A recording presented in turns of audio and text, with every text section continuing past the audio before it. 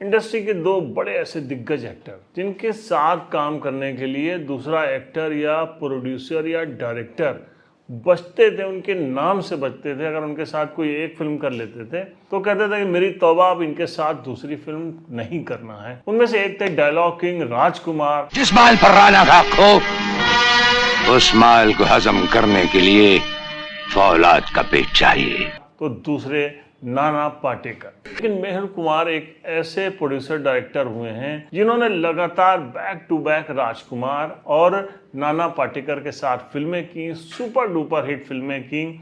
और उनकी हर बात राजकुमार जैसा एक्टर जो कभी किसी की सुनता नहीं था वो मान लिया करता था। कैसे ये सब कुछ हुआ पॉसिबल, आज की हमारी स्टोरी में यही है खास। मैं हूं आपका साथी परवेज अहमद, आप देख रहे हैं रील की रियल स्टोरी। मेहुल कुमार गुजरात से मुंबई पहुंचते हैं। मुंबई में एक बैंक में नौकरी करते हैं। उसके बाद कुछ गुजराती प्लेस करते हैं। उनके वो प्लेस बहुत ज़्यादा हिट होते हैं। उसके बाद उनसे मुलाकात होती है नासिर हुसैन साहब की, जो कि एक गुजराती फिल्म बनाना चाह रहे थे। अपने प्रोडक्शन हाउस ऑफिस में उनको बुलाते हैं, उनसे कहते हैं कि हमारे पास एक फ़िल्म है, उसके लिए जो है कोई अच्छी स्क्रिप्ट चाहिए। मेहुल कुमार स्क्रिप्ट सुनाते हैं, डायलॉग सुनाते हैं और उनको बहुत पसंद आती है। अब कहते हैं कि हमको कोई डायरेक्टर चाहिए, तो कहते हैं कि जब इसकी स्क्रिप्ट मैंने लिखी है, इसके डायलॉग मैंने लिखे हैं, तो मैं इसका डायरेक्शन भी कर दूंगा। उन्होंने पूछा कि कभी तुमने किसी के साथ असिस्ट किया है, डायरेक्शन दिया है किसी फिल्म का? तो वो कहते हैं कि नहीं, आज तक मैंने कभी कैमरे को हाथ नहीं लगाया है। तो कहते हैं कैसे करोगे? तो वो कहते हैं नहीं, मैं कर लूँगा और सबसे अच्छा करूँगा। नासिर हुसैन कहते हैं कि यार ये तो बड़ा कॉन्फिडेंट आदमी है। पहली बार किसी डायरेक्टर का स्क्रीन टेस्ट होता है, उनका स्क्रीन टेस्ट लेते हैं, उसमें कामयाब होते हैं। उसके बाद वो उनको फिल्म डायरेक्ट करने के लिए दे देते हैं। फिल्म गुजरात में बहुत ज़्यादा कामयाब होती है। मेहुल कुमार उसके बाद कुछ हिंदी फिल्में करते हैं जिसमें लव मैरिज और अनोखा बंधन, ये दोनों फिल्में भी कामयाब हो जाती हैं। अब मेहुल कुमार का खुद भी प्रोडक्शन हाउस हो चुका था और वो खुद डायरेक्टर तो थे ही। अब मेहुल कुमार डायरेक्शन के क्षेत्र में बाकायदा हाथ आजमाना चाहते थे और वो भी हिंदी फिल्मों में। हिंदी फिल्मों का एक बड़ा नाम था प्राणलाल मेहता साहब, बड़े प्रोड्यूसर थे। एक दिन उनकी बात होती है मेहुल कुमार से और वो कहते हैं कि तुम्हारे पास कोई नई स्क्रिप्ट है? मेहुल कुमार कहते हैं कि हमारे पास एक स्क्रिप्ट तो बहुत ही दमदार है, मगर वो सिर्फ और सिर्फ मैंने एक आदमी को केंद्रित करके लिखी है। अगर वो हमारी फिल्म करेगा तभी मैं उस स्क्रिप्ट पे काम करूँगा। प्राणलाल साहब कहते हैं कि कौन है? तो वो कहते हैं राज साहब। राज साहब यानी कि राजकुमार? कहते हैं जी राजकुमार। प्राण साहब कहते हैं नहीं नहीं बाबा, मैं उनसे बात नहीं करूंगा, मैं उनको अपनी फिल्म में ले ही नहीं सकता, क्योंकि मैंने 2 फिल्मों के बारे में उनसे बात किया और उन्होंने मुझसे स्ट्रेट फॉरवर्ड रिजेक्ट कर दिया। मेहुल कुमार कहते हैं कि मैं बात कर लूँगा। कहते हैं कि अच्छा तुम्हारे पास नंबर है? तो वो कहते हैं नहीं, हमारे पास नंबर तो नहीं, आप मुझे नंबर अरेंज करिए, मैं राजकुमार साहब से बात करता हूँ और वो मान जाएंगे। गजब का कॉन्फिडेंस दिखाया था मेहुल कुमार ने। उनको नंबर दिया जाता है और शाम के वक्त वो कॉल लगा देते हैं राजकुमार साहब को और कहते हैं कि मैं मेहुल कुमार बोल रहा हूँ। राजकुमार साहब की उधर से आवाज़ आती है, कौन मेहुल कुमार? जो उनका अंदाज़ था, वो बताते हैं कि मैंने कुछ गुजराती फिल्में की हैं और कुछ हिंदी फिल्में भी की हैं, 1-2 नाम हैं, और मैं एक फिल्म बनाना चाहता हूँ, उसमें हीरो आपको लेना चाहता हूँ। स्क्रिप्ट बहुत अच्छी है, अगर आप एक बार सुनने का मौका दें और उसके बाद फिर आपका जो भी फैसला हो। अब उनकी वो बात राजकुमार साहब को पसंद आती है और वो कहते हैं कि तुम्हारे पास गाड़ी है? ये चौंक जाते हैं, कहते हैं हाँ जी है गाड़ी। तो कहते हैं अपनी गाड़ी का नंबर बताओ। ये अपनी गाड़ी का नंबर बताते हैं तो वो कहते हैं कि ठीक है, फला गोल्फ क्लब में संडे के दिन शाम को 6 बजे आ जाना, मैं तुम्हारी स्क्रिप्ट सुन लूँगा। मेहुल कुमार बताते हैं प्राण साहब को कि वो राज़ी हो गए हैं। प्राण साहब जिन्होंने पहले इंस्ट्रक्शन दे रखा था कि भैया उनसे मेरा नाम मत लेना, तुम खुद ही जो बात करनी हो कर लो, तो वो बताते हैं। तो प्राण साहब बहुत चौकन्ना हो जाते हैं, प्राणलाल मेहता साहब। तो कहते हैं कि ठीक है यार, तुम जाकर सुनाओ, लेकिन बड़ा मुश्किल है कि तुम्हारी स्क्रिप्ट वो ठीक से सुने भी। और फिर ये पहुंचते हैं बताए हुए पते पे गोल्फ क्लब में शाम ठीक 6 बजे। जब ये पहुंचते हैं तो वहाँ का जो गेटमैन होता है, वॉचमैन होता है, वो कहता है कि आप मेहुल कुमार साहब हैं? कहते हैं हाँ। तो कहते हैं साहब ने कहा है आप अंदर आकर बैठिए। ये अंदर जाते हैं और उसके बाद वेटिंग रूम में वेट कर रहे होते हैं। राजकुमार साहब कुछ देर के बाद आते हैं और उनसे मिलते हैं और फिर गुफ्तगू का सिलसिला शुरू होता है। राजकुमार साहब कहते हैं हाँ मेहुल बताओ। मेहुल साहब कहते हैं मेरे पास एक स्क्रिप्ट है, बहुत दमदार है, आप एक नज़र देख लीजिए। जैसे ही राजकुमार साहब उसको देखते हैं, वो स्क्रिप्ट उर्दू में लिखी होती है, राजकुमार साहब देखते ही उसको इंटरेस्टेड हो जाते हैं, कहते हैं अच्छा उर्दू में लिखी है। मेहुल कुमार जानते थे क्योंकि वो शुरू से ही चाहते थे कि राजकुमार साहब उनकी फिल्म में काम करेंगे। स्क्रिप्ट भी उनको ही सोच कर लिखी गई थी, इसलिए उनकी सारी चीज़ें भी पता की थी मेहुल कुमार ने। तो उर्दू में स्क्रिप्ट देखी, तो उसके बाद वो पेज पलटते पलटते जब क्लाइमैक्स पे पहुँचे तो देखा कि क्लाइमैक्स भी लिखा हुआ है। उन दिनों क्लाइमैक्स कोई भी लिख के नहीं आता था, क्लाइमैक्स की जगह सिर्फ क्लाइमैक्स लिखा होता था, क्लाइमैक्स सीन पूरा नहीं दिया होता था। तो राजकुमार साहब उससे भी प्रभावित हुए और उन्होंने कहा कि ठीक है, और मुझे ये पसंद आया, मैं तुम्हें परसों जवाब दूंगा। और परसों तक वो स्क्रिप्ट को फिर से बार बार पढ़ते हैं और राजकुमार साहब को ये स्क्रिप्ट पसंद आ जाती है और फिर वो जवाब देते हैं कि हाँ, मैं तुम्हारी फिल्म मरते दम तक कर रहा हूँ। तो इस तरीके से राजकुमार साहब की पहली फिल्म होती है मेहुल कुमार के साथ। एक मज़ेदार किस्सा ये भी है कि जब सेट पे उनको पता चला कि गोविंदा ये फिल्म कर रहा है, तो राजकुमार ने कहा कि कौन गोविंदा है।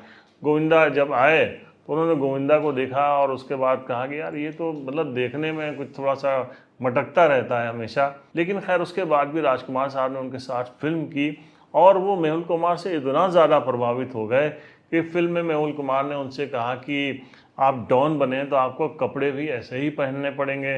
राजकुमार साहब राज़ी हो गए और उन्होंने कहा कि लेकिन आप एक साथ में एक काम और करिए कि आप सूट के ऊपर शर्ट निकाल के पहनेंगे। तो राजकुमार ने कहा कि अरे ये सूट में शर्ट निकाल के पहनना, तो कहेंगे जब आप करेंगे तो पूरी इंडस्ट्री इसको जो है वो फॉलो करेगी, ये एक ट्रेंड बन जाएगा। और हुआ भी ऐसे ही, वो फिल्म बहुत कामयाब हुई और उसके बाद जो है वो राजकुमार का स्टाइल भी लोगों को बहुत पसंद है। तो राजकुमार साहब के साथ ट्यूनिंग बैठ चुकी थी। अब मेहुल कुमार फिल्म कर रहे थे तिरंगा फिल्म की स्टोरी जब उन्होंने सुनाई तो बहुत पसंद आई और राजकुमार इसके लिए तैयार हो गए। उसमें दूसरा हीरो कौन होगा ये तय नहीं हुआ। राजकुमार साहब ने कहा कि ठीक है, तुम जब मुझे बताओगे दूसरा हीरो कौन है तो फिर मैं इसको फाइनल कर दूंगा। अब दूसरे हीरो के तौर पर पहली पसंद थी मेहुल कुमार की रजनीकांत। वो गए मद्रास, रजनीकांत साहब से मिले, रजनीकांत खुश हुए, उन्होंने कहा कि यार शिवाजी राव इसमें तो मेरा ओरिजिनल नाम रखा हुआ है फिल्म के अंदर, मुझे स्क्रिप्ट बहुत पसंद आई, लेकिन मैं राजकुमार साहब के साथ काम नहीं करूँगा। यार वो बहुत ज़्यादा इंटरफेरेंस करते हैं और वो सही से बिहेव नहीं करते, मुझे बड़ा डर लग रहा है उनके सामने जाने से, मैं उनके साथ फिल्म नहीं करूँगा। रजनीकांत ने जब मना किया तो वो पहुँचे नसीरुद्दीन शाह के साथ और नसीरुद्दीन शाह ने भी ये कहते हुए मना कर दिया कि नहीं वो भैया मैं यार उनके साथ काम नहीं कर पाऊँगा। अब मेहुल कुमार ने फैसला किया कि वो इस फिल्म में लेंगे नाना पाटेकर को। जब उन्होंने नाना पाटेकर को कहा तो उन्होंने कहा कि नहीं यार, मैं कमर्शियल फिल्मों में काम नहीं करता हूँ। मेहुल कुमार ने साफ जवाब दिया कि देखिए ये फिल्म अगर आप कर लेंगे तो आपका इंटरनेशनल लेवल पे बड़ा नाम हो जाएगा। अभी तक आप 8 फिल्में करते चले आ रहे हो लेकिन वो बहुत लोग आपको नहीं जानते हैं।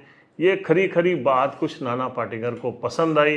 उन्होंने कहा कि ठीक है यार, मैं ये फिल्म करूँगा, इसमें मेरा दूसरा हीरो कौन होगा। जब उन्होंने बताया कि राजकुमार, तो नाना पाटेकर ने कहा अरे बिल्कुल भी मैं ये फिल्म नहीं करूँगा, क्योंकि यार सेट के ऊपर वो, मैंने सुना है कि सेट के ऊपर बहुत ज़्यादा वो दखल अंदाजी करते हैं और अगर मेरे साथ ऐसा होगा तो मैं फिल्म उसी सेट पे उसी जगह छोड़ के चला जाऊँगा। उनका नहीं ठीक है, मैंने उनके साथ फिल्म की है, आपके साथ ऐसा कुछ नहीं होगा। उधर जब राजकुमार से जो है मेहुल कुमार ने बताया कि राज साहब इस फिल्म में मैंने आपके अगेंस्ट में नाना पाटेकर को लिया, तो वो कह रहे अरे नाना पाटेकर को, यार वो तो सुना है कि यार बड़ा मतलब गाली गलौज करता है, सेट के ऊपर मारपीट तक करता है, मैं उसके साथ कैसे फिल्म करूँगा। तो उन्होंने कहा कि नहीं ऐसा बिल्कुल नहीं होगा, वो आपकी बहुत रिस्पेक्ट करेंगे। फिलहाल फिल्म में दोनों के हिसाब से ऐसे बेहतरीन डायलॉग्स लिखे थे कि बहुत ज़्यादा पसंद आ रहे थे दोनों ही एक्टर, यानी राज साहब को और नाना पाटेकर साहब को। फिल्म में एक गाना था पीले पीले ओ मेरे राजा। तो ये जब गाना पिक्चराइज हुआ था वहाँ से कहते हैं कि राजकुमार और नाना पाटेकर दोनों में ट्यूनिंग बैठ गई और वहीं से फिर दोनों के बीच में दोस्ती भी हो गई। और वो वजह थे मेहुल कुमार साहब, क्योंकि उन्होंने उस गाने में एक वर्ड डाला था जानी, ये बहुत पसंद आ रहा था और उन्होंने कहा कि मैं जानी उन्हीं लोगों को कहता हूँ जो मुझे बहुत जचते हैं, बहुत पसंद आते हैं। राजकुमार की ये बात नाना पाटेकर को भा गई और वहीं से दोनों के अंदर बहुत ही अच्छी ट्यूनिंग हो गई जो हमेशा चलती रही। और चलते चलते मेहुल कुमार साहब की एक और फिल्म का जिक्र करना बहुत ज़रूरी है। ये फिल्म थी क्रांतिवीर। क्रांतिवीर उन्होंने नाना पाटेकर के साथ की थी और नाना पाटेकर की ये फिल्म को डिस्ट्रीब्यूटर्स ने खरीदने के लिए मना कर दिया था। उनका कहना था कि सिर्फ नाना पाटेकर इस फिल्म में है, इसको कौन देखेगा। लेकिन मेहुल कुमार थे कि उनको भरोसा था, उन्होंने फिल्म में सब कुछ अपने हिसाब से किया था। उन्होंने इस फिल्म में कॉस्ट्यूम डिज़ाइनर को किनारे कर दिया था और नाना पाटेकर से कहा था कि तुम अपने पुराने कपड़े पहनोगे, वो भी अनप्रेस, क्योंकि बिल्कुल एक कॉमन मैन जो खटिया पे लेटा रहता है, बड़ी बड़ी बातें करता है और बाद में उन पे अमल भी करता है। नाना पाटेकर भी इस फिल्म को करते करते इतना इन्वॉल्व हो गए थे कि उनका कहना था कि मुझे एक वक्त लगने लगा था कि देश ने एक क्रांतिवीर पैदा कर दिया है। नाना पाटेकर के इन्वॉल्वमेंट का मतलब ये था कि आप इससे अंदाज़ा लगा लीजिए कि एक डायलॉग में वो पूरा दुरूद शरीफ पढ़ते हैं और वो नाना ने आसानी से दुरूद शरीफ याद कर लिया था। अब इस फिल्म के क्लाइमैक्स से जुड़ा एक बहुत ही मज़ेदार किस्सा है। नाना पाटेकर फिल्म के आखिर में आते आते बहुत ज़्यादा बीमार हो गए, वो हॉस्पिटल में एडमिट हो गए। फिल्म का सेट लग चुका था, कई हजार लोग बुला लिए गए थे और जब पता चला कि नाना पाटेकर बीमार हो गए तो मेहुल कुमार ने कहा कि फिर तो फिल्म की शूटिंग रोकनी पड़ेगी। लेकिन नाना ने कहा कि नहीं, पता नहीं मैं रहूं या ना रहूं, और एकदम इमोशनल कर दिया उन्होंने मेहुल कुमार को। कहा कि मैं सेट पे पहुंचूंगा और डॉक्टर्स के साथ एम्बुलेंस से जाऊंगा और वहाँ पे शूट करूंगा, लेकिन मैं एक बार में ही पूरे डायलॉग बोल के चला आऊँगा, मुझे रिटेक मत कराना। डायलॉग उसी के साथ एक फिल्म का एक और जो सीन था वो जिसमें नाना पाटेकर अपने हाथ पे पत्थर से मारते हैं और खून निकलता है, तो कहते हैं देख ये हिंदू का खून और ये मुसलमान का खून, इसको मिला दो किसका खून है। उसमें नाना ने ओरिजिनल पत्थर मार दिया था अपने उंगली के ऊपर। ये बहुत ही ज़बरदस्त इमोशनल सीन था और बहुत टची सीन था। फिल्म को इतना ज़्यादा इस फिल्म को लोगों ने पसंद किया था। जब इसकी स्क्रीनिंग हुई, इसका शो देखा, इसका प्रीमियर देखा दिलीप कुमार साहब ने, तो उन्होंने मेहुल कुमार से कहा था कि मैंने एक बार नरगिस से कहा था कि तुमने मदर इंडिया की है, उसके बाद तुम बहुत सारी फिल्में करोगे, लेकिन देश तुमको मदर इंडिया के तौर पर हमेशा पहचानेगा, जानेगा। इसी तरीके से नाना पाटेकर अब कितनी भी फिल्में कर लें, उनको क्रांतिवीर के तौर पर हमेशा याद रखा जाएगा। तो ये थी वो फिल्मी मज़ेदार बातें जो मैंने आपसे शेयर की। हम मिलते हैं नेक्स्ट एपिसोड में, लेकिन हमारे चैनल को सब्सक्राइब करना ना भूलिए, जिससे हमारी आपकी लगातार मुलाकातें होती रहें। मिलते हैं नेक्स्ट एपिसोड में, तब तक के लिए अपना ख्याल रखिएगा। जय हिंद।